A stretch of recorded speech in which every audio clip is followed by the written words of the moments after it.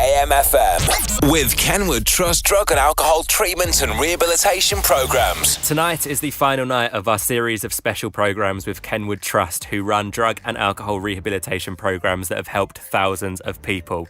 Tonight, we are in the final chapter of Andy's story. We've heard how his son Jamie was taken away, how his partner Karen had died of a drug overdose and her parents blamed Andy, and how thanks to Kenward he managed to start getting clean. From there onwards, my wife today, she used to help prisoners find accommodation, and I ended up meeting my wife there, and I got married to my wife, and I've been married to my wife. She had a beautiful daughter, so I became a father to her daughter from about the age of 2, and she's now 17 years of age. And do you know what? I got reunited with my son. When I got reunited with my son, that was about 2 years later. For 18 months I had to write a letter every Saturday, and I wrote that letter and I drew pictures of like trees, pictures of castles with smiley faces, all that sort of stuff, and I used to have to send it to this guardian of light, she was called, and she would send it to the people who were looking after my son. And over a period of time I got 1 hour's contact with my son.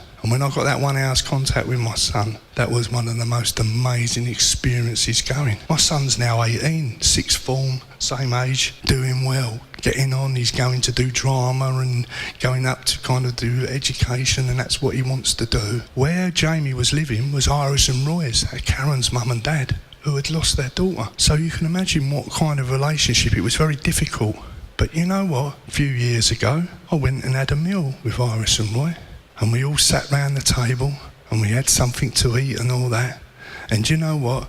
I shook his hand, and he's like an old army sort of bloke. He's quite, stern. And I shook his hand and he squeezed my hand. And he had my hand, and I thought, well, is he going to let go of my hand? And he said to me, he said, I don't really forgive what went on, but you just keep carrying on doing what you're doing. I tell you what, when I got them words from there, that was amazing.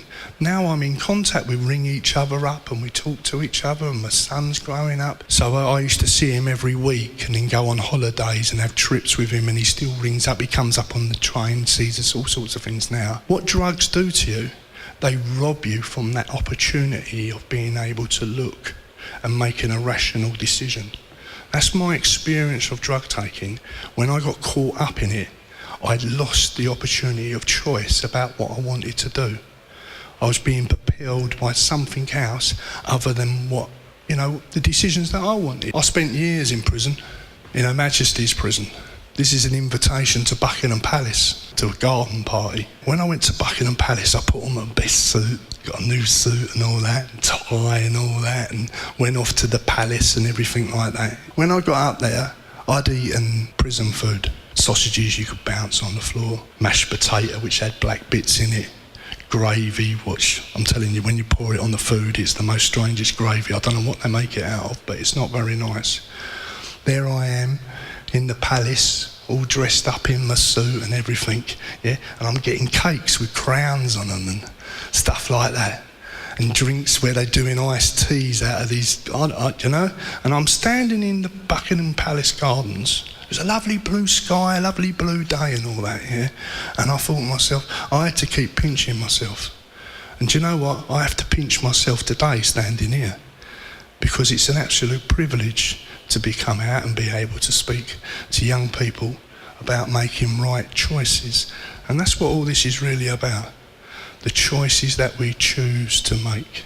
A massive thank you to Andy for sharing his story on KMFM all of this week. If you missed parts 1 to 4, I'd urge you to listen back. Head over to kmfm.co.uk to do just that. And if you think you know somebody who might benefit from speaking to Kenward Trust, visit thinkdifferentlykent.co.uk.